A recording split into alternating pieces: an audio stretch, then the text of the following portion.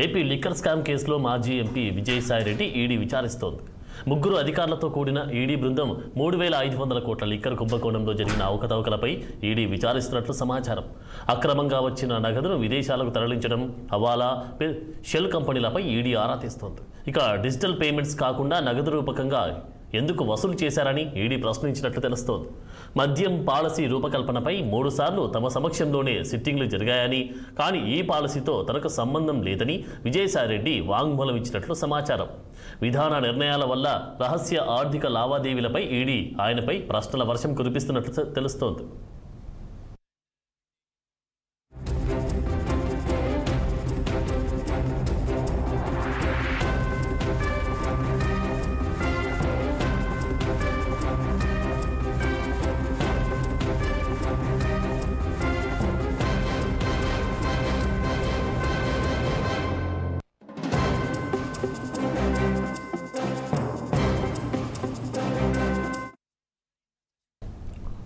భారత సైన్యం సరికొత్త రోబోటిక్ ఆయుధాలను సమకూర్చుకుంటుంది.